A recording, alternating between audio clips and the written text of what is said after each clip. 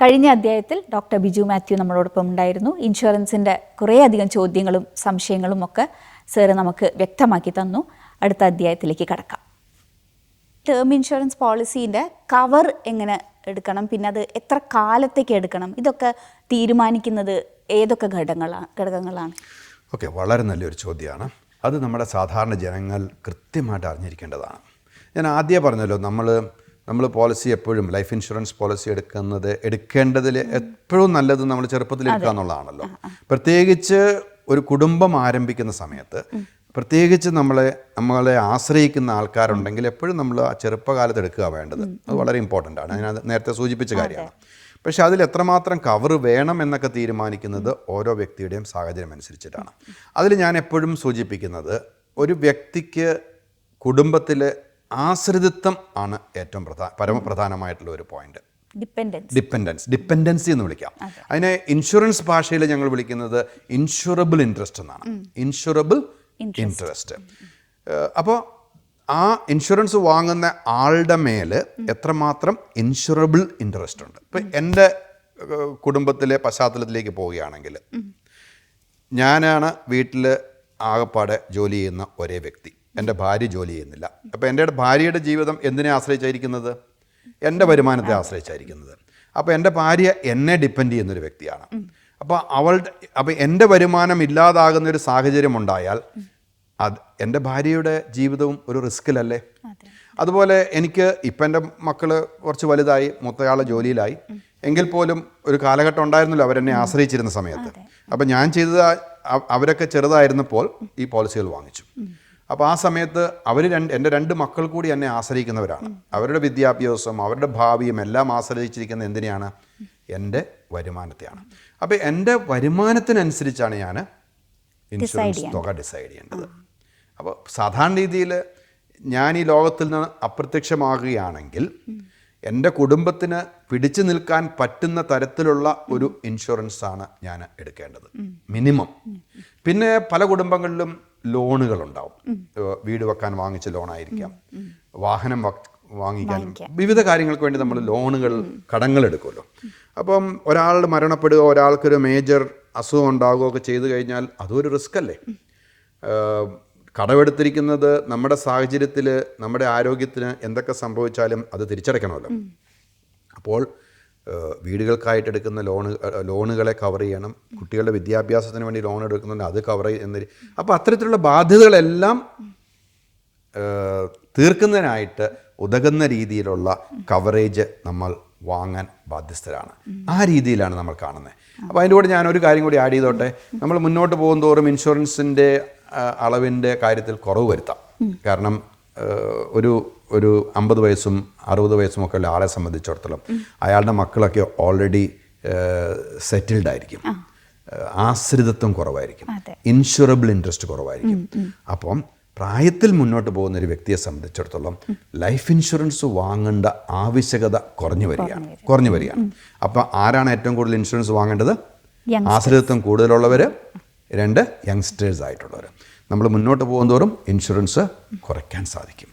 ഒരിടയ്ക്ക് നമ്മൾ കുറേ കേട്ടതാണ് ഈ മണി ബാക്ക് പോളിസികളെ കുറിച്ച്. അപ്പോൾ മണി ബാക്ക് പോളിസിയുടെ പിന്നിൽ എന്തൊക്കെ ഉണ്ട്, അതിനെക്കുറിച്ചൊക്കെ ഒന്ന് പറഞ്ഞുതരാം. നമ്മുടെ രാജ്യത്തെ ഏറ്റവും കൂടുതൽ വിൽക്കപ്പെടുന്ന പോളിസിയാണ് മണി ബാക്ക് പോളിസി. ഞാൻ നേരത്തെ പറഞ്ഞല്ലോ, ടേം ഇൻഷുറൻസ് പോളിസികൾ കാര്യമായിട്ട് വിൽക്കപ്പെടുന്നില്ല എന്ന് പറഞ്ഞു. ഏറ്റവും തുച്ഛമായിട്ട് വിൽക്കപ്പെടുന്ന പോളിസികളാണ് ടേം ഇൻഷുറൻസ് പോളിസി. ഏറ്റവും കൂടുതൽ വാങ്ങേണ്ടത് അത് തന്നെയാണ്. എന്നാൽ എൻഡോമെൻ്റ് പോളിസികളുടെ വിഭാഗത്തിൽ പെടുന്നതാണ് മണി ബാക്ക് പോളിസീസ്. അപ്പോൾ അതിനെക്കുറിച്ച് പറയുമ്പോൾ മണി ബാക്ക് പോളിസിയിൽ ധാരാളം വിറ്റഴിക്കപ്പെടാനുള്ള കാരണം എന്താണ്? മണി ബാക്ക് ഉള്ളതുകൊണ്ടാണ്. ഈ മണി ബാക്ക് എന്ന് പറഞ്ഞാൽ നേരത്തെ ഞാൻ സൂചിപ്പിച്ചല്ലോ, നമ്മളുടെ റിട്ടയർമെൻറ്റ് പെൻഷൻ്റെ ആവശ്യത്തിന് വേണ്ടിയോ മക്കളുടെ വിദ്യാഭ്യാസത്തിന് വേണ്ടിയോ അങ്ങനെ എന്തെങ്കിലും ഭാവിയിലെ ഒരു ആവശ്യത്തിന് വേണ്ടി നമ്മൾ നമ്മുടെ സമ്പാദ്യത്തെ തിരിച്ചുവിട്ട് നിക്ഷേപിച്ച് ഒരു നിശ്ചിത കാലയളവ് കഴിയുമ്പോൾ നമുക്കൊരു തുക ഒന്നായിട്ട്, ഒരു ഫണ്ടായിട്ട്, ഒരു എൻഡോമെൻ്റായിട്ട്, ഒരു നിധിയായിട്ട് ലഭിക്കാൻ വേണ്ടി സ്വരൂപിക്കുന്ന പദ്ധതികളാണെന്ത്? ഈ എൻഡോമെൻ്റ് പോളിസികൾ. അപ്പം നമ്മൾ ഉദാഹരണത്തിന് 20 കൊല്ലത്തെ ഒരു ലൈഫ് ഇൻഷുറൻസ് പോളിസി എടുക്കുന്നു. അതിൽ നമ്മൾ എല്ലാ മാസവും നമ്മുടെ ശമ്പളത്തിൽ നിന്നൊരു ഭാഗം നമ്മൾ മാറ്റി വെക്കുന്നു. അത് 20 വർഷം കഴിയുമ്പോൾ, ഉദാഹരണത്തിന് എൻ്റെ മക്കൾ കോളേജിലോ യൂണിവേഴ്സിറ്റിയിലോ എത്തുന്ന സമയത്ത് അവരുടെ വിദ്യാഭ്യാസ ചെലവുകൾക്കായിട്ട് ആ തുകയെ മാറ്റിവെച്ചിരിക്കുന്നു. അപ്പോൾ ഉദ്ദേശം എന്താണ്? എൻ്റെ മക്കൾ യൂണിവേഴ്സിറ്റിയിലെത്തുമ്പോൾ ആ അധിക ചെലവുകളെ നിറവേറ്റുന്നതിനായിട്ട് നമ്മൾ ഈ 20 കൊല്ലം ചെറിയ ചെറിയ തുകകൾ സമാഹരിച്ച് വലിയൊരു തുകയാക്കുന്നു. ക്ലിയർ അല്ലേ? അപ്പോൾ അവിടെ സംഭവിക്കുന്നത് എന്താണ്? 20 കൊല്ലം കഴിയുമ്പോഴാണ് നമ്മളുടെ മക്കൾക്ക് ആ പണം എടുത്തിട്ട് അവരുടെ വിദ്യാഭ്യാസം പൂർത്തിയാക്കാൻ പറ്റുക. മണി ബാക്ക് പോളിസികൾ അത്തരം പോളിസികൾ തന്നെയാണ്. പക്ഷേ നിശ്ചിത കാലഘട്ടങ്ങളിൽ 20 വർഷത്തെ പോളിസി ആണെങ്കിൽ എൻ്റെ അറിവ് എല്ലാ 5 വർഷത്തിലും 20 വർഷത്തും കൊണ്ട് നമ്മൾ സ്വരൂപിക്കാൻ ഉദ്ദേശിച്ചിരിക്കുന്ന തുക എല്ലാ 5 വർഷത്തിലും ഇടവിട്ട് പോളിസി ഹോൾഡറിന് കൊടുക്കുന്ന പോളിസിയാണ്. ഇൻഷുറൻസ് നിലനിൽക്കുന്നത് ഒരു പ്രത്യേക ആവശ്യത്തിന് വേണ്ടിയാണ്. ഞാനിപ്പോൾ പറഞ്ഞ ഉദാഹരണം പറയുകയാണെങ്കിൽ കുട്ടികളുടെ ഉന്നത വിദ്യാഭ്യാസം, അല്ലെങ്കിൽ നേരത്തെ ഞാൻ പറഞ്ഞു റിട്ടയർമെൻറ്റ് കാലത്ത് നമുക്ക് സുരക്ഷ ഒരുക്കുന്നതിന് വേണ്ടി നമ്മൾ ജോലി ചെയ്യുന്ന കാലഘട്ടത്തിൽ മുഴുവൻ ഒരു ചെറിയ തുക മാറ്റിവെക്കുന്നു. നിങ്ങളൊന്ന് ഓർത്ത് നോക്കുക, എൻ്റെ റിട്ടയർമെൻറ്റ് പെൻഷന് വേണ്ടിയോ എൻ്റെ മക്കളുടെ ഉന്നത വിദ്യാഭ്യാസത്തിന് വേണ്ടിയോ ഞാൻ മാറ്റിവെക്കുന്ന ഒരു തുക എല്ലാ 5 വർഷം കഴിയുമ്പോൾ ഇൻഷുറൻസ് കമ്പനി എനിക്ക് തന്നുകൊണ്ടിരിക്കുകയാണെങ്കിൽ അതിലെന്ത് ന്യായമാണുള്ളത്? അതിനകത്ത് എന്തൊരു ഒരു ഒരു ഒരു ന്യായീകരണമാണുള്ളത്? കാരണം ഈ ആദ്യത്തെ 5 കൊല്ലം കഴിയുമ്പോൾ എനിക്കൊരു തുക ആവശ്യമില്ല. ഞാൻ ജോലി ചെയ്തുകൊണ്ടിരിക്കുകയാണ്, എനിക്കൊരു വരുമാനമുണ്ട്. എനിക്കൊരു വരുമാനം ഉള്ളപ്പോഴല്ലല്ലോ ഇൻഷുറൻസ് കമ്പനി തുക തരേണ്ടത്. എനിക്ക് ആവശ്യമില്ലാത്ത സമയത്തല്ല തരേണ്ടത്, എനിക്ക് ആവശ്യമുള്ള സമയത്താണ്. അതുകൊണ്ട് ഞാൻ അത്തരം പോളിസികളോട് യോജിക്കുന്ന ഒരാളല്ല. എൻ്റെ അഭിപ്രായത്തിൽ ഈ മണി ബാക്ക് പോളിസിയെ IRDA ഇടപെട്ടിട്ട് നമ്മുടെ ഇൻഷുറൻസ് പ്രോഡക്റ്റ് സഞ്ചിയിൽ നിന്നും മാറ്റേണ്ട സമയം അതിക്രമിച്ചിരിക്കുന്നു എന്നുള്ള പറഞ്ഞത് ശരിയാണ്. എല്ലാവർക്കും ഇത് ഇഷ്ടമാണ്. കാരണം എന്താ? കൊടുക്കുന്ന പൈസ എത്രയും പെട്ടെന്ന്. ശരിയാണ്, ഇൻഷുറൻസ് ജനത്തിന് എപ്പോഴും കയ്യിലേക്ക് ഒരു പൈസ കിട്ടുന്നത് സന്തോഷകരമായ കാര്യമല്ലേ? പക്ഷേ ഇൻഷുറൻസ് ഏജൻസ് അല്ലെങ്കിൽ ഇത് വിൽപ്പനയ്ക്കായിട്ട് പോകുന്ന ബാങ്കേഴ്സ്, ബ്രോക്കേഴ്സ്, ഇൻഷുറൻസ് വിതരണം നടക്കുന്നതെല്ലാം നമുക്കിന്ന് ഈ ഏജൻറ്റുമാരും ബ്രോക്കർമാരും ബാങ്കിലെ ഉദ്യോഗസ്ഥന്മാരും വഴിയാണ്. അവർ മനസ്സിലാക്കേണ്ട ഒരു കാര്യം, അവർ പ്രവർത്തിക്കേണ്ടത് വെറും ഇൻഷുറൻസ് ഉൽപ്പന്നങ്ങൾ വിൽക്കുന്ന സെയിൽസ്മാൻമാരല്ല. ഇതിനെക്കുറിച്ചൊന്നും വലിയ ഗ്രാഹ്യമില്ലാത്ത, അവബോധമില്ലാത്ത സാധാരണക്കാരായ ജനങ്ങൾക്ക് അഡ്വൈസേഴ്സായിട്ട് പ്രവർത്തിക്കേണ്ട സമയം അതിക്രമിച്ചിരിക്കുകയാണ്. പാശ്ചാത്യ രാജ്യങ്ങളിലൊക്കെ ഇൻഷുറൻസ് അഡ്വൈസേഴ്സാണ്, ഫൈനാൻഷ്യൽ അഡ്വൈസേഴ്സ് എന്നുള്ള ഒരു ടൈറ്റിലാണ് അവർക്കുള്ളത്. അവർ ട്രെയിൻഡാണ്, നിശ്ചിത മിനിമം വിദ്യാഭ്യാസം ആവശ്യമാണ്. നമ്മുടെ രാജ്യത്ത് അത്തരം കാര്യങ്ങളിലേക്ക് കൂടി IRDA എത്രയും പെട്ടെന്ന് ശ്രദ്ധിക്കണമെന്നുള്ളൊരു അഭിപ്രായമാണ് എനിക്കുള്ളത്. അപ്പോൾ സാറ് പറയുന്നത് മണി ബാക്ക് പോളിസികൾ പിൻവലിക്കപ്പെടണം എന്ന് തന്നെയാണ്. തീർച്ചയായിട്ടും. 2 ടേംസ് ഉണ്ട് നമ്മൾ സ്ഥിരമായിട്ട് ഇങ്ങനെ ഇൻഷുറൻസ് റിലേറ്റഡ് ആയിട്ട് കേൾക്കുന്നത്. ഈ ലാപ്സേഷൻ എന്ന് പറഞ്ഞിട്ടുള്ള ടേംസ്, അതൊക്കെ ഒന്ന് സാർക്കൊന്ന് പറഞ്ഞുതരാം. ഓക്കെ, ഞാൻ നേരത്തെ സൂചിപ്പിക്കുകയുണ്ടായി, ലൈഫ് ഇൻഷുറൻസ് പോളിസികൾ നമ്മൾ വാങ്ങുന്നത് ഒരു നിശ്ചിത കാലഘട്ടത്തിലേക്കാണ്. നിസ്സംശയം ഞാനിവിടെ സൂചിപ്പിക്കട്ടെ, ലൈഫ് ഇൻഷുറൻസും ദീർഘകാല സേവനങ്ങളാണ്. ബാങ്കുകൾ ഹ്രസ്വകാല ഷോർട്ട് ടേം സർവീസസ് പ്രൊവൈഡ് ചെയ്യുന്നത്. ഈ 2 സ്ഥാപനങ്ങൾ തമ്മിലുള്ള പ്രധാനപ്പെട്ട വ്യത്യാസം, പ്രാഥമികമായിട്ടുള്ള വ്യത്യാസം എന്ന് പറഞ്ഞാൽ ഇത് തന്നെയാണ്. ഓക്കെ, അപ്പോൾ ലൈഫ് ഇൻഷുറൻസ്, മറ്റ് ഇൻവെസ്റ്റ്മെൻറ്റ് സ്ഥാപനങ്ങളൊക്കെ നമ്മുടെ ലോങ് ടേം ആവശ്യങ്ങൾ, ദീർഘകാല ആവശ്യങ്ങളെ നിർവഹിക്കേണ്ട സ്ഥാപനങ്ങളാണ്. അപ്പോൾ അത് ക്ലിയർ ആണെങ്കിൽ പിന്നെ അതിനകത്ത് യാതൊരു സംശയമില്ലല്ലോ. നമ്മൾ ഒരു പോളിസി ഞാൻ നേരത്തെ സൂചിപ്പിച്ചു, 20 വർഷ കാലാവധിയിലേക്ക് ഞാൻ വാങ്ങുന്നു. എൻ്റെ മകനോ മകളോ ഉന്നത വിദ്യാഭ്യാസത്തിന് അത് തയ്യാറാകുമ്പോൾ അവർക്ക് വേണ്ടുന്ന ഫീസും അവരുടെ മറ്റ് ചിലവുകളും ഈ പോളിസിയിൽ നമ്മൾ സമാഹരിച്ച തുക അവർക്ക് കൊടുക്കുന്നു. വിവിധ കാരണങ്ങളാൽ എനിക്ക് 20 വർഷം കംപ്ലീറ്റ് ചെയ്യാൻ പറ്റിയില്ല എന്ന് വിചാരിക്കുക. വിവിധ കാരണങ്ങളെന്ന് ഞാൻ പറഞ്ഞു. ഒന്ന്, എനിക്ക് ഇടയ്ക്ക് വെച്ച് മരണം സംഭവിക്കാം അല്ലേ. അപ്പോൾ ഞാൻ ആ പോളിസികളിൽ ഒരു life insurance component sum assured ഉണ്ടാവും. എൻ്റെ മക്കൾക്കായിട്ട് ഞാൻ സ്വരൂപിക്കുന്ന 10 ലക്ഷം രൂപയാണെന്ന് വിചാരിക്കുക. 20 കൊല്ല കാലാവധി കഴിയുമ്പോൾ, 5 കൊല്ലം കഴിയുമ്പോൾ ഞാൻ മരണപ്പെടുന്നു.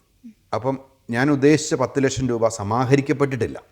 ഈ ലൈഫ് ഇൻഷുറൻസ് കമ്പനിയുടെ പ്രാധാന്യം കടന്നു വരുന്നത് ഈ 5 വർഷത്തിൽ പോളിസി ഹോൾഡർ മരിക്കുമ്പോൾ എത്ര തുക ആസൂത്രണം ചെയ്തിരുന്നോ, 10 ലക്ഷമാണല്ലോ നേരത്തെ പറഞ്ഞത്, ആ 10 ലക്ഷം രൂപ തന്നെ മുൻകൂട്ടി 5-ാമത്തെ കൊല്ലം മരണം സംഭവിക്കുമ്പോൾ കുടുംബത്തിലേക്ക് കൊടുക്കും എന്നുള്ളതാണ്.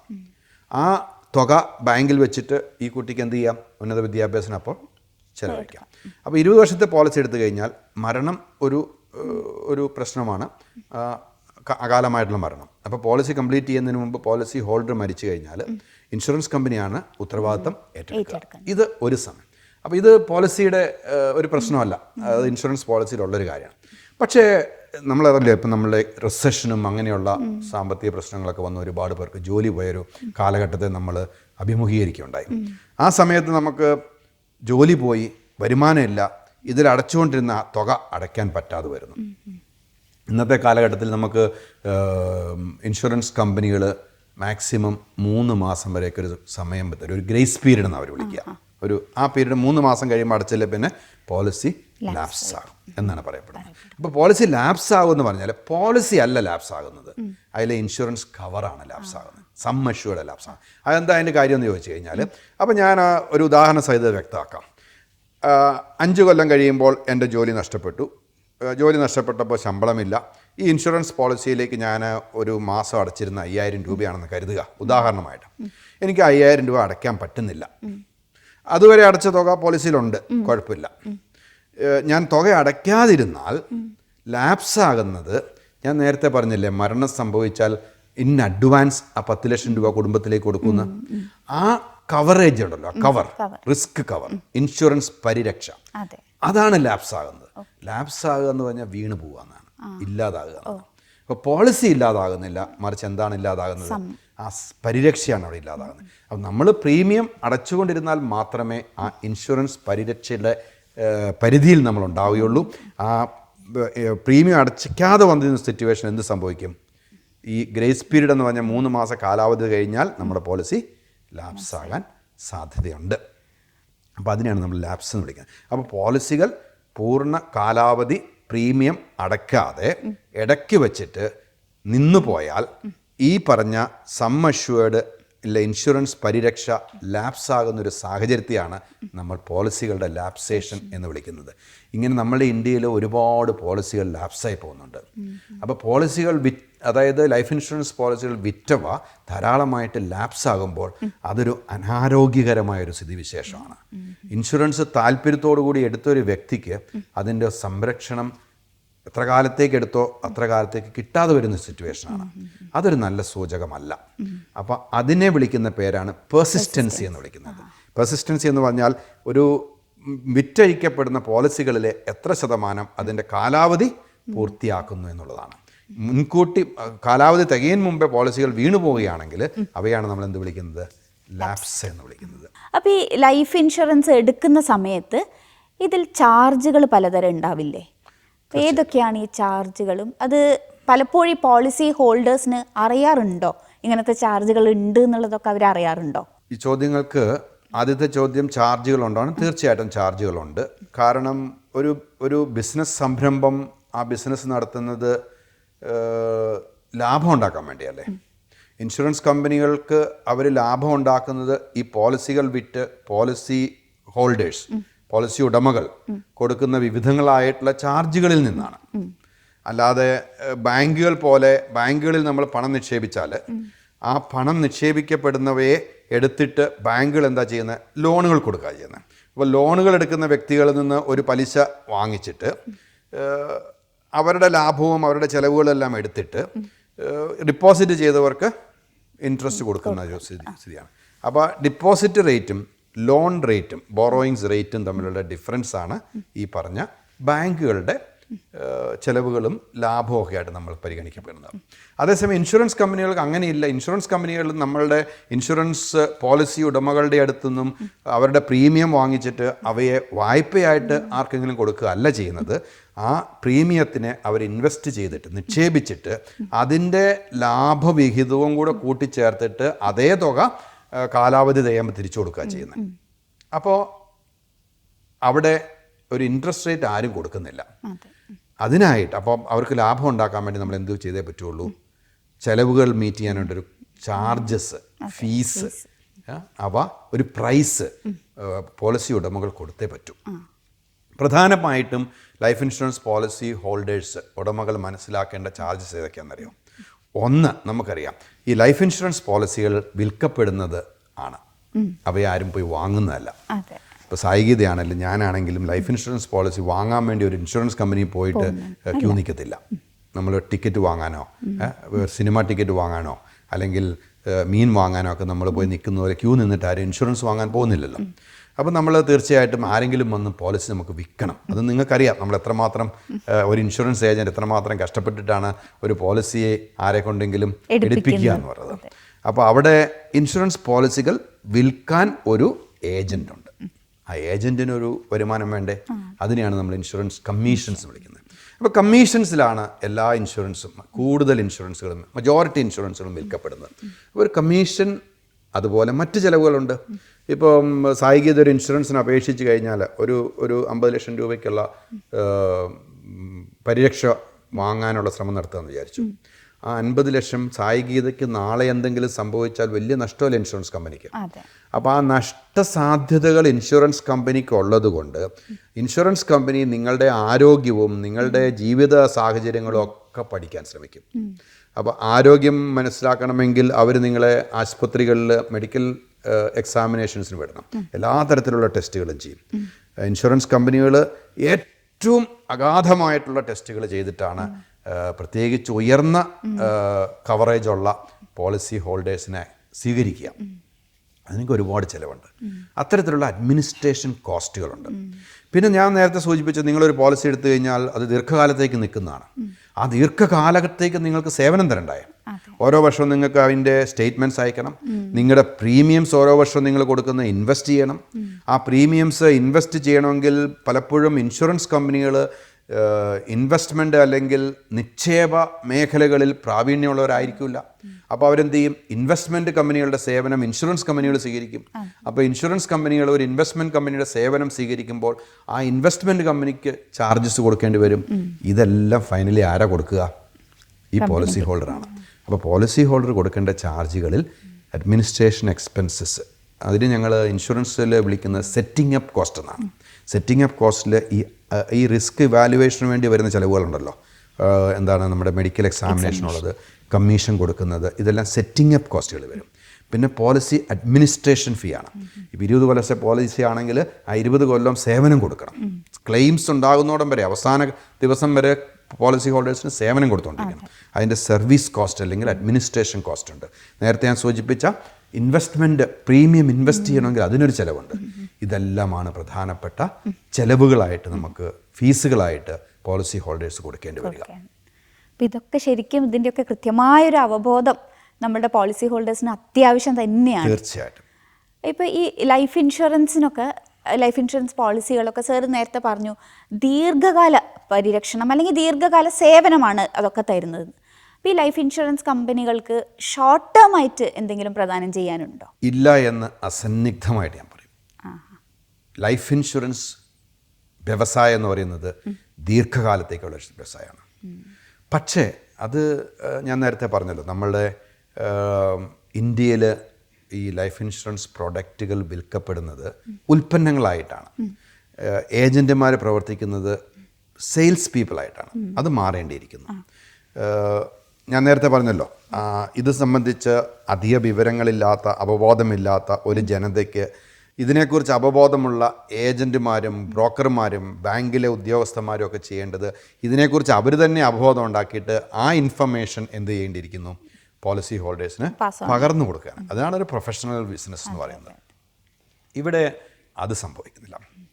പലപ്പോഴും ഞാൻ കണ്ടിരിക്കുന്നത് ഇൻഷുറൻസ് പ്രൊഡക്റ്റുകളെ, ഇൻഷുറൻസ് പോളിസികളെ വിൽക്കാൻ ശ്രമിക്കുന്നത് ഇൻവെസ്റ്റ്മെൻറ്റ് പോളിസികളായിട്ടും ഷോർട്ട് ടേം പോളിസികളായിട്ടും. തെറ്റാണത്. അത് വലിയ തെറ്റാണ് ഇൻഷുറൻസ് വ്യവസായത്തിൽ ഇന്ന് നടന്നുകൊണ്ടിരിക്കുന്നത്. ഇൻഷുറൻസിൽ ഷോർട്ട് ടേം ഒന്നുമില്ല. കാരണം എന്താണെന്നറിയോ?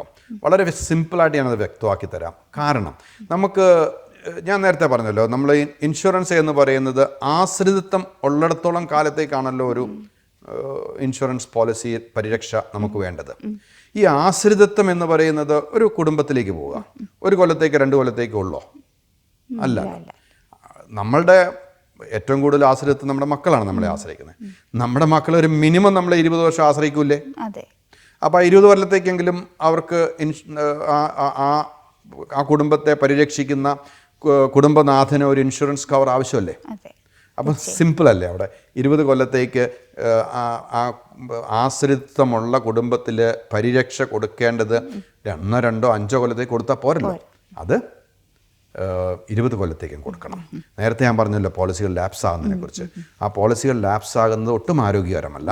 കാരണം വിവിധ രാജ്യങ്ങളിൽ ഈ ഇൻഷുറൻസ് പരിരക്ഷ നിലനിർത്തിക്കൊണ്ട് തന്നെ ലൈഫ് ഇൻഷുറൻസ് പോളിസികളെ മുന്നോട്ട് കൊണ്ടുപോകാൻ പറ്റും. അത് ഞാൻ നേരത്തെ പറഞ്ഞു. ഈ എൻഡോമെൻ്റ് പോളിസികളിൽ 5 കൊല്ലം ഒരാൾ ഒരു എമൗണ്ട് അടയ്ക്കുന്നു, ഒരു തുക അതിൽ സമാഹരിക്കപ്പെടുന്നു. അത് എത്ര ചെറുതോ വലുതോ ആയിക്കോട്ടെ, ഒരു തുക അതിൽ സമാഹരിക്കപ്പെടുന്നു. അപ്പം പോളിസി ഉടമയുടെ ഒരു തുക ഇൻഷുറൻസ് കമ്പനിയിലുണ്ട്. അപ്പോൾ അവിടെ ആ ബെനഫിറ്റ് അല്ലെ risk cover sum assured lapse ആകാതെ ഇൻഷുറൻസ് കമ്പനിക്ക് വേണമെങ്കിൽ ആ പോളിസിയെ കണ്ടിന്യൂ ചെയ്യാം. പ്രീമിയം തുടർന്ന് വരുന്നില്ല എങ്കിൽ പോലും വിദേശ രാജ്യങ്ങളിലൊക്കെ അങ്ങനത്തെ പോളിസികളുണ്ട്. അതായത് പ്രീമിയം നിന്നാലും ഇൻഷുറൻസ് പോളിസി അക്കൗണ്ടിലുള്ള തുകയെ ഉപയോഗിച്ചുകൊണ്ട് ഇൻഷുറൻസ് കവർ സുരക്ഷ കണ്ടിന്യൂ ചെയ്യുന്ന തരത്തിലുള്ള പോളിസികൾ നമ്മുടെ ഇന്ത്യയിൽ ഇന്ന് അത്തരം പോളിസികൾ കുറവാണ്. അപ്പോൾ എന്താ സംഭവിക്കുന്നത്? ലാപ്സ് ആയാൽ പോളിസി പ്രീമിയം അടവ് നിന്ന് പോയാൽ ഇൻഷുറൻസ് ബെനിഫിറ്റ് നിന്ന് പോവുകയാണ്. അപ്പോൾ മനസ്സിലാക്കേണ്ട കാര്യം, ഏതെങ്കിലും തരത്തിൽ ഒരു ഇൻഷുറൻസ് പോളിസി ലോങ് ടേം ആയിട്ട് നമ്മൾ എടുത്തിട്ടുണ്ടെങ്കിൽ ജോലി നഷ്ടപ്പെട്ടാലും മറ്റ് സാമ്പത്തിക അടിയന്തരാവസ്ഥകൾ ഒരു ഭവനത്തിൽ വന്നാലും മറ്റ് ചിലവുകൾക്ക് വേണ്ടി നമ്മളൊരു ഓൾട്ടർനേറ്റീവ് കാണുന്നത് പോലെ തന്നെ എൻ്റെ അഭിപ്രായത്തിൽ വ്യത്യസ്ത ഇൻഷുറൻസ് പോളിസികൾക്ക് അടയ്ക്കാനുള്ള ഒരു പ്രീമിയം കൂടി നമ്മൾ ഒരു കരുതി വെക്കേണ്ടതുണ്ട് എന്നുള്ളതാണ്. കാരണം ഇൻഷുറൻസ് പോളിസികൾ ഒരിക്കലും ലാപ്സ് ആകാൻ പറ്റില്ല. ലാപ്സ് ആയി കഴിഞ്ഞാൽ നമുക്ക് നഷ്ടമാകുന്ന സുരക്ഷ അതിനേക്കാൾ വലിയ ഒരു ഭയാനകമായ സ്ഥിതിവിശേഷത്തിലേക്ക് ഉടമകളെ എത്തിക്കുമെന്ന് വേണം കരാനായിട്ട്. അപ്പോൾ ചോദ്യത്തിന് ഞാൻ പറയട്ടെ, ഇൻഷുറൻസ് പോളിസികൾ ഷോർട്ട് ടേം അല്ല, അവയെല്ലാം ലോങ് ടേം ആണ്. അങ്ങനെ വേണം നമ്മൾ അതിനെ കാണാനായിട്ട്. തീർച്ചയായും സർ, കുറേയധികം കാര്യങ്ങൾ നമ്മൾ ശ്രദ്ധിക്കേണ്ടതുണ്ട്. ഇൻഷുറൻസ് എടുക്കേണ്ടതും അത്യാവശ്യം തന്നെയാണ്. അവസാനമായിട്ട് നമ്മളുടെ പ്രേക്ഷകരോട് എന്തെങ്കിലും നിർദ്ദേശങ്ങൾ കൊടുക്കാനുണ്ടോ സർക്ക്? ഒന്ന്, IRDA ഒരു നല്ല ഉദ്ദേശത്തോടെയാണല്ലോ സമ്പൂർണ്ണ ഇൻഷുറൻസ് 2047 വിഭാവനം ചെയ്തിരിക്കുന്നത്. എല്ലാവരും വിവിധ തരത്തിലുള്ള ഇൻഷുറൻസ് പോളിസികളിൽ പങ്കാളികളാകണമെന്നൊരു നിർദ്ദേശമാണ് എനിക്ക് വെക്കാനുള്ളത്. അത് മെഡിക്കൽ ഇൻഷുറൻസ് വേണം, ലൈഫ് ഇൻഷുറൻസ് വേണം. അവനവൻ്റെ ഭവനങ്ങളും നമ്മുടെ വാഹനങ്ങൾ ഇൻഷുർ ചെയ്യുന്ന പോലെ നമ്മുടെ ഭവനങ്ങൾ കൂടി ഇൻഷുർ ചെയ്യണം. നമ്മുടെ പ്രഷ്യസ് അസറ്റ്സ് ഇൻഷുർ ചെയ്യേണ്ടതുണ്ട്. അപ്പോൾ ആ ഇൻഷുറൻസ് ഹാബിറ്റ് നമ്മൾ നമ്മുടെ സംസ്കാരത്തിലേക്ക് അലിയിക്കേണ്ടിയിരിക്കുന്നു. രണ്ടാമതായിട്ട് നമ്മൾ കൂടുതലും ലൈഫ് ഇൻഷുറൻസ് പോളിസികളെക്കുറിച്ചാണ് സംസാരിച്ചത്. ആ ലൈഫ് ഇൻഷുറൻസ് പോളിസികൾ എടുക്കാനിരിക്കുന്നവരെ സംബന്ധിച്ചിടത്തോളം എനിക്ക് നിർദ്ദേശം വയ്ക്കാനുള്ളത്, എത്രയും പെട്ടെന്ന് ആ തീരുമാനം എടുക്കുക. ചെറുതോ വലുതോ ആകട്ടെ. ചെറുപ്പമായിരിക്കുമ്പോൾ, ആരോഗ്യമുള്ളപ്പോൾ ഇൻഷുറൻസിലേക്ക് പ്രവേശിക്കുക. അതിൻ്റെ കുറവുകൾ നമുക്ക് പിന്നീട് നികത്താം. അതേസമയം നമ്മൾ എടുത്തിട്ടില്ല എങ്കിൽ പിന്നീട് ഒരു കാലത്ത് നമ്മുടെ ആരോഗ്യം നശിച്ചു കഴിയുമ്പോൾ ഇൻഷുറൻസ് എടുക്കണം എന്ന് വിചാരിച്ചാലും നടക്കാത്തൊരു സ്ഥിതിവിശേഷം വരും. ഇൻഷുറൻസ് സംബന്ധമായിട്ടുള്ള കുറേ സംശയങ്ങൾക്ക് സർ ഉത്തരം തന്നു, ചോദ്യങ്ങൾക്കും ഉത്തരം തന്നു. ഇൻഷുറൻസ് എല്ലാവരും എടുക്കണം എന്നുള്ള ആവശ്യവും സർ അടിവരയിട്ടിട്ട് തന്നെ പറഞ്ഞു. അപ്പോൾ ഇത്രയും നേരം വളരെ വിലപ്പെട്ട നിർദ്ദേശങ്ങളും സംശയം ദൂരീകരിച്ചതിനൊക്കെ വളരെയധികം നന്ദി.